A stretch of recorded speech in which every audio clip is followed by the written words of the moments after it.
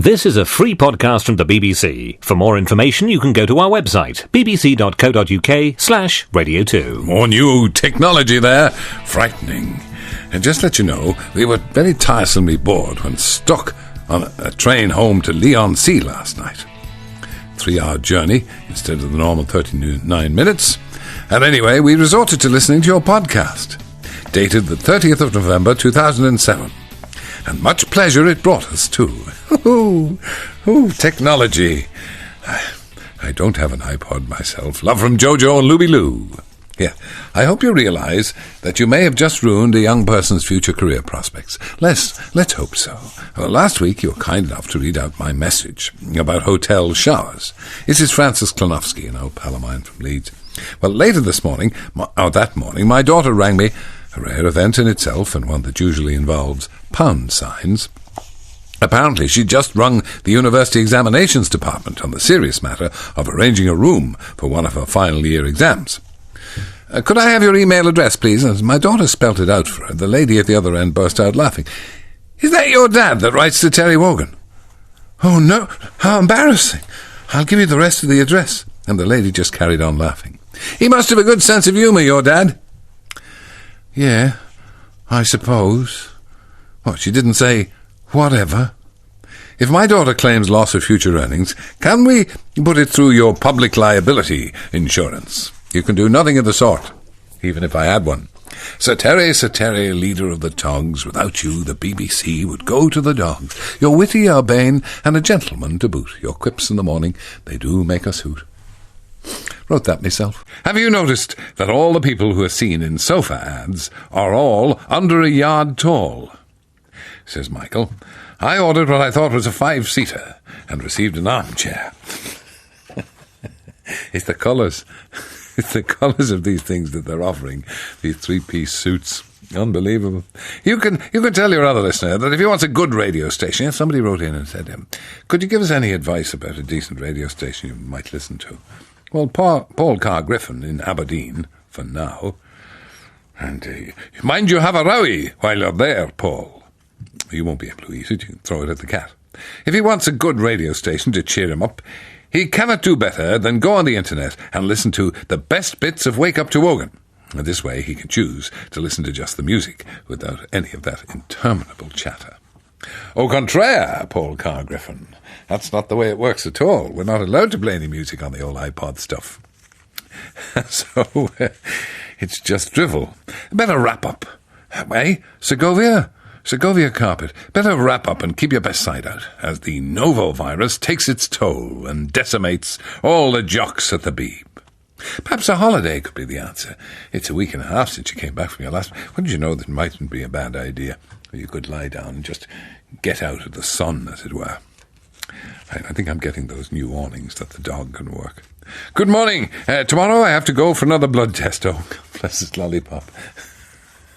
I'm still trying to get over. My last one was about 3 months ago. The bruising's still there. Mine is only fading, says Lollipop, from the last time. It was about 2 years ago.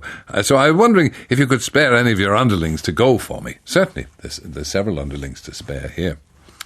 Yeah, I haven't got the complete attention, so I can't promise anything. I had the old Nova bug at the weekend, but it's okay. I've disinfected this email. You'll be all right. And I got a letter from Anaesthetic, who's a regular physician, if there is such a thing, who listens to the programme and said, no, the old Novo, whatever it is a virus and does not respond to antibiotics. Okay. Ali Bai. Good morning, Ali. I've decided to be outraged and disgusted at the entire month of January. So I've composed this little ditty. Mind you, since Andrew Motion started writing regularly for us, many is the rhyming coupletier that's come out of the woodwork. Thus far, the first month of 2008 has been a nasty shock. And those Happy New Year wishes we now do mock. So let's cancel the rest of the month and call it quits, because January is really getting on me nerves. Do you know that's very well up with the best of them, Ali? And today I need cheering up. It's Ben. What is it, Ben? Do you know any good radio stations? No. Anybody here know any good radio stations? No. Seriously, that's a serious question, Ben. It's me school's cross-country and today. And last year, why would they have it in the middle of January? I nearly fainted. Trying to complete it. Why don't you cheat like everybody else?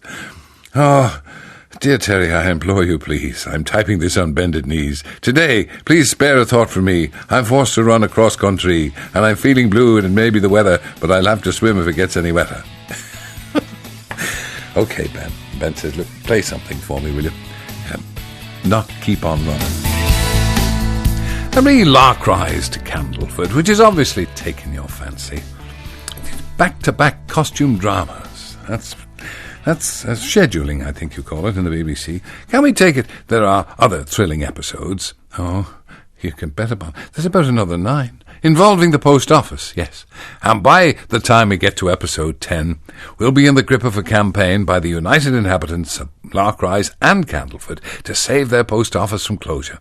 Presumably the final episode will end in a cliffhanger, and we'll have to tune in for the second series to see if the post office survives. I think you know more than is good for you, Michael Christine Carruthers. And I'll be running out of actors. Well, sometimes you would think so. I mean, Queenie in Larkrise was also in Sense and Sensibility. Martha from Cranford is Mrs. Timmins in Larkrise. Mrs. Macy in Larkrise was Mrs. Dashwood in Sense. And there's also Julia Sawali in Cranford and now in Larkrise. Most alarming of all is Twister from Larkrise. He was the naked man at the kitchen table in Shameless. Yeah, listen, could nobody find a place for Imelda Staunton? And James Burton Stewart, a pal of mine from Reading. And good to see the weekend is guaranteed to get off to a coruscating start with the launch of a new genre of Cookery prog. Oh, great, another Cookery programme. The preview in last Saturday's Times TV review of Gordon Ramsay Cook Along Live comments, why did no one think of this before? This is the first time anyone's hosted a Cookery programme and invited viewers to cook along at the same time. Right. Would you be able to alert the fire brigades of our fine country there may well be widespread blazes tonight? That overexcited culinary genius, that'll be Gordon Ramsay then, mind you, there's a fair amount of them around and they're all overexcited, is proposing to cook a 3-course meal live on the old idiot lantern this evening and expecting viewers to cook along with him. And a cracking idea. I wonder if he's considered that they may want to eat it as well, rather than just cook for an hour and produce 3 dishes, 2 of which will be cold and ruined by the time he's finished. 50p says he doesn't eat along with them. Oh no, he'll be far too busy. He'll have had his turkey twizzlers at home before he starts the show. Still, I bet the fishmongers and butchers will be delighted about the number of scallops and sirloin steaks bought and wasted. I might hide in me neighbour's bin and wait for the scraps. Good morning, folks. Morning. Morning. You're just stifling a yawn. How dare you? You come in here. Go on, dob me in. Go on. Dob me in. Go. Oh, I wish I'd gone to school with you. Now, Donegal says, so some expert doctors, as you will indeed have read in your timeless manner on the news there, Charlie. Doctors, yes. That older people need balance training to reduce falling over. Incidentally, calcium, they're supposed to eat. Wasn't it yesterday that calcium gave you cancer? Oh, yes. No. We're all going to die horribly. Well, as Helen says, it's the lesser of 2 evils. You want to walk straight or die? And I'm pleased to say you and your team have been selected. We've been selected for a trial. For what? Excellent. Eh? Well, if you, young Taggart, that's the poor fellow's asleep outside, yeah. Charles Dance, that'll be you, and Lynn Davis... I can't half jump. Would proceed to the Thames after the show. You will attempt to cross the river on a tightrope. It'll be only 2 metres above the water, but the fact that there won't be a safety net should help you balance. Concentrate the mind. Yeah. I think we should draw a line. Well, a line should have been drawn years ago. I'd just like to say how much I've enjoyed your show this week. This is Wilting Bass, who doesn't mean a word of it. No. Along with your assistant Charles, lang may his old lumbrick. Our other folks call. It's just a shame that some old chap whose name I shall not mention keeps butting in. Why don't you tell him to clear off and draw his pension? Listen, I'm part of a grand sweeping wave of extremely old presenters on the television and radio who should have packed it in years ago. As long as you keep your balance, you see, you'll be all right. You keep that balance. Chazanove's a clippy on Mr. Blobby's bus. Oh dear, that's It's not fair. Now, Ken Bruce, particularly when he's going so shamelessly for the knighthood. Chazanove's a clippy on Mr. Blobby's bus. He once tried to punch Lynn's ticket. Caw! You should have seen the fuss. He cruises down the bus lane, ignoring every stop, for like Butler hating Blakey. You're underplaying that role. It's the minimalism, you see. I know. That's everything. Yes, Chazanove's a clippy. Dingy's bell if you dare. But when Deadly wears short trousers, he lets him ride half fare. Once back in the depot, he dresses like Bo Peep. If Little Boy Blue only knew what he does with coffin sheep. They don't forget, do they? That's Crookie. No. I know. Thank you, Crookie. Get that sheep out of here. Go on. Oh, yeah, Juba. Yeah.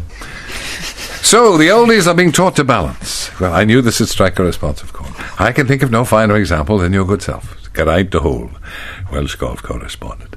Perfectly balanced oldie, a snorker sandwich in one hand, and the usual heap of tripe in the other. Hey, Not a drop spilled. Yeah, this has been a bad week, hasn't it, Charlie, in terms of provender and victuals. Slim pickings, yes. Yes, it has. Short commons. Dear Bruce Logan, it's Digger Dunnyhout. The other day, I heard your travel toddy Sheila say there wasn't much she didn't know about sheep. Well, it's shearing time here at Waggalamunga Sheep Station. We could do with an extra hand in the topping sheds. I don't think so. No. The money's not great, but there's tui on tap and as much Australian cheese. So you can have it bitey, isn't it bitey? Scratchy. And she can eat. Not sure about that Bruce Nove bloke, though. His impression of a sheep coughing sounds more like a bandicoot breaking wind. You know, is there a translation for that last email? I don't What's know. he talking about? It's me doing my Pakistani impersonation. Again. Bandicoot's on the early shifts next week, by the way. Ah, Crash Bandicoot. what an old marsupial he is. Alan says, according to the ESC, what would that be? The Eurovision Song Contest Today website, the BBC has announced proudly our selection for the Eurovision Song Contest will be on March the 1st. Will your good self and Fern Cotton be announcing separate winners like last year? Look, if you'd listened to me last year, we mightn't have come second last. Okay? I heard your Nantiglow nymph mention my old chums, Rainhill Stoops and Hemmingford Abbots yesterday. Ah, chuffer. Old pals, eh? Two names I'd never hoped to hear again. Old Rainhill Stoops had an act that involved a small dog and cold hands. Even his closest friends wouldn't shake hands with him. And dear old Hemmingford Abbots had an act where he played popular tunes of the day on the zip of his trousers by opening and closing it rapidly. Sounded like a sawn-off washboard. Depending on his proximity to an off-licence and the steadiness of his hands, his renditions were sometimes accompanied by ear-piercing screams.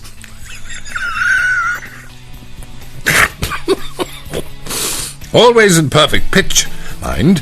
He changed his name to Hemmingford Abbas in the end, played a tuned set of ivory boards with his teeth.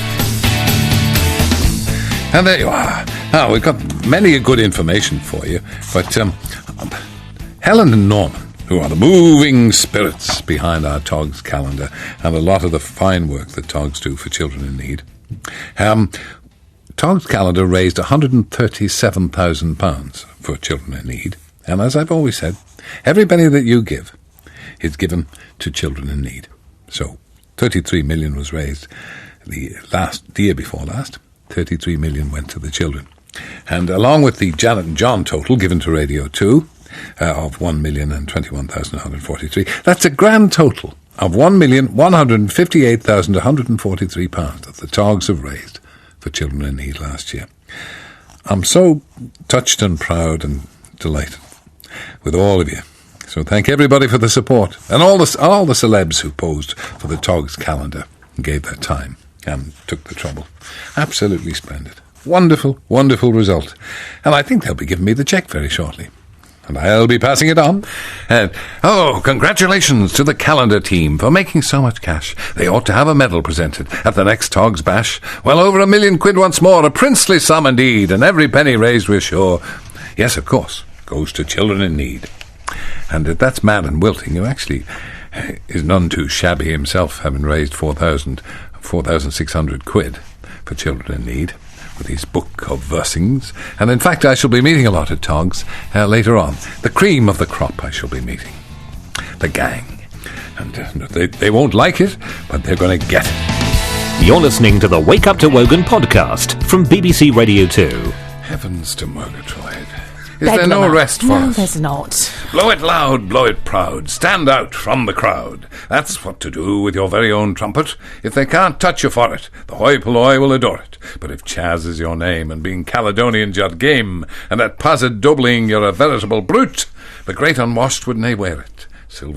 Civilization could nae bear it, if from your bagpipe any fanfare should toot. The crooked man of old Bangor. I don't know why he picked on you. Strange that you should mention my bagpipe, because I have recently, in light of the oncoming Burns night, a couple of weeks away, I've recently re-equipped my practice chanter with a replacement reed. So I'm even now brushing up on the bagpipery. It's been many years. It's not very good. Do you know you have the sonsy face for it? Thank you. Fair farm, honest sonsy face. Right. Oh, darling Lynn, priestess divine. Your favourite fish is pollocks.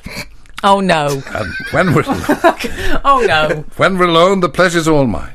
And you grip me by telling me all about those goings-on in the BBC. You can't say No, that. I can't go on. Oh.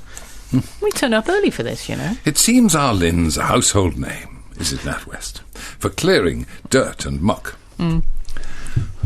She's not too keen on domestics, it seems. She'd rather be a toilet duck. Thank you. When Charles Nove reads the news, ladies' hearts begin to pump. Personally, it sends me to the bathroom to have an incredible shower. And true motion. Emotion's the word, clearly. Why is it that you two, more than anybody else, What? attract what can only be described as disgusted male? Well, there's a Well, Did you special say talent. disgusting or disgusted? Disgusted. Without the use of the G, which is the worst. It's our irresistible charm. And also, you know, intrigued by all this media talk about Sir Trevor MacDonald returning to present the news at 10, I was tempted to tune in last night. Oh, indeed, there was Sir Trevor fronting the bulletin, just like in days of yore. But it wasn't only the great man, for there was the added bonus of the lovely Julie Etchingham. See? Got me thinking that if the format works for Trev, why doesn't Charles have Lynn etching hers too I could while etch 'em. reading the news? Be no shame for Lynn. It's radio. Yeah, Nobody really have to see a thing. Things don't change much in telenews. I suddenly remember Spitting Image years ago. They had a sketch called Rubber News, which was introduced by a voiceover going, "Now, News at 10 with Sir Alistair Burnett and a woman." Yes, we've come a long way. I was trying to speak without the use of the microphone there. I think we heard something. Did you hear something? Can you hear anything? No. A bat whisper. Now look, I'm just saying, that's the first clear sky I've seen for about 3 days. There's suddenly, the black clouds have pushed away over London. I hope they'll push away wherever you are, because we've had enough of it now. We have had enough, but apparently of this global warming thing. A brief burst of optimism there. It won't last. Before once again There's something we about- plunge into doom. Something about you, Charlie, that you've got a way with you. It's Got away with it. Excellent. No. Start spending the money now. Charles, the knitted sex god. Charles, he wears a cardigan, and wears it with great pride. It has a zip down the middle, and funny bits down the side. The pattern goes in zigzags, in several subtle hues, shades of beige, magnolia, and rather dodgy blues. Like Charles, it has seen better days. It's a bit saggy and blobby. So why, when Lynn catches sight of him, do her knees go all weak and wobbly? Because he has this effect on women, that's why. Strange Animal charm. Yeah, it's an animal something. Don't you come surging over the desk at me. Oh, Charlie is my darling. He's here on Radio 2, dishing out the details of everything that's new. And he wears a nice man's cardigan. He even has a bus, which has a paid-up anorak. Makes me think he's one of us. Hooray! Katie Mallet. How's the old bus going at all, Charles? Well, the old bus is very good. The old bus is having one of our ceilings painted at the moment. January's the month for refurb. Well, on the inside, of course, because it's a privately owned bus, I imagine you've floral wallpaper and everything, have you? Oh, none of that. No. Proper sung yellow ceiling. Sung yellow, that's the proper shade, for a London bus ceiling. So it's a traditional bus in the finest tradition. I think they chose it because it used to hide the nicotine stains in the days when people could smoke on them. I wonder if Brad Pitt does this sort of thing. Oh, he can't come on my bus. You can't come Not on without that ticket, Gordon. I remember years ago the late John Peel telling me that one day he was in the kitchen washing up after dinner, and he turned to his lovely wife and he said, "Do you think Noel Edmonds is doing this?" I think he gets Mr. Blobby to do it, doesn't he? Dear Mr. Blobby, how I miss him. No, he'll be on in a minute, 9:30. Oh, that's done it. No, I hope he's not. Well, he never listens. What joy! Ah, no, Tracy. Is it unconfined? I have the builders in. We'll be with you at 8 a.m. sharp, they said, and sure enough, the van pulled up outside my house 5 to 8. Woo! So then they proceeded to sit in the van, chatting, smoking, and sending an assortment of text messages to their friends. What did builders do before the mobile phone? Anyway, worked. Yeah, at 8:20, the doorbell rang. Morning! And they chirped, and half a dozen of them trooped in. Well, you know what you're doing, so I'll leave you to get on with it, I said. Half an hour later, I returned to see if they'd like some tea, only to find they'd covered my furniture with dust sheets and were sitting on my settee, feet up, sipping a brew from their thermos flasks. "Ah, I see you're sorted for tea," I said. There then followed a cigarette break, phone calls, and a queue for the toilet before any sort of building work started. "Here, missus," says one of them, "how many animals have you got?" "Well, I have cats and dogs, horses, and some chickens." "Oh," he said, "can we go and have a look at the chickens?" "Oh, you Fernley what's-his-name has a lot to answer for." Yeah. "And can I have a dozen eggs?" said another, as they all set off to look at the hens and the chance for further texting and cigarettes. Only 2 weeks more of their company. Oh, happy days. Well, no. I'm a tad confused. Of course you're tad confused. Is it me? Or Suzanne Davis? Does anyone else wonder whatever happened to Jess Conrad whenever the dashing Captain Jack flashes a smile? What, in Torchwood? Jess Conrad. He's a great fellow. As a recent convert to EastEnders, confused of Cardiff here, Peter and Stephen are half-brothers. Yeah, you're right. Half-brothers, actually. No, they're not brothers, they're half-brothers, as they have the same mother, Cindy, and different fathers, Ian and Wixie. However, as Ian and Wixie are also half-brothers, the same father, Pete Beale, and different mothers, Kathy and Pat, does that also make Peter and Stephen cousins? I once walked into my local and introduced my drinking companion as my future step-nephew-in-law, as he just got engaged to my step-brother's daughter. Is anybody following this? Yeah, dear doctor of the airwaves. Len Horrible. You me old muckaroony. I wonder if you can help me. As I was very busy when I was younger, I never managed to have a midlife crisis. Come on, Len. Accordingly, I don't own a Porsche, or a younger version of my own wife. I feel I've missed out somewhat, and therefore I'm thinking of having a late-life crisis. Unfortunately, I don't know what I should do. Only ideas? Look, all you have to do is listen to this program. It's 2 hours of late-life crisis. And here's an encouraging word. My wife and I both love the show. Is there an address we can write to get some signed pics of the presenters? Presenters? There isn't even a presenter on this show. Nothing. That's what you get here. Nothing. And here's another thing. I was at a friend's house last week here in Australia. Aren't you great, Stuart Todd? Writing from all that distance. And your name came up in conversation. I'm sorry, it reminded me of an old, disgusting joke. It may have been part of the quiz we were playing. Anyway, so that's what they do in Australia on those long summer evenings. Play quizzes. Anyway, it was suggested that you wrote for women's magazines. I said no, and so my host wrote to your show. I'm not sure if she's had a reply yet, but I couldn't wait as it's driving me mad. A friend at the same party who's from Dublin couldn't give a definitive answer, but did mention that his aunt knows you quite well. I'm sorry, I don't know her name. Please put me out of my misery as quickly as possible. Stuart Todd, I think you need to throw another prawn on the barbie. I think you may be a prawn short of a sandwich as well. Yes, I used to write for women's magazines, and then they threw me aside like a worn-out glove, like so many women did. Well, I was startled to see you on the webcam. I thought you'd a body double. You were drinking milk, peeling an orange, while balancing on your swivel chair. I hope the fall wasn't serious. And it's a catechism of cliché Masterchef, judges style, with a nod to Flann O'Brien, our good man. So, John de Rode. Pray, what do we want to see? Greg Wallace. Plates of top-end food. Greg. What mental state does the prospect of Jones' banana and cherry coulis induce in you? John de Rode. Fear. John de Rode. What doesn't cooking get? Greg. Any tougher. John. What is that potato rusty almost? Greg. There. Greg. How does Barry's lack of finesse with a skillet make you feel? John de Rode. Worried.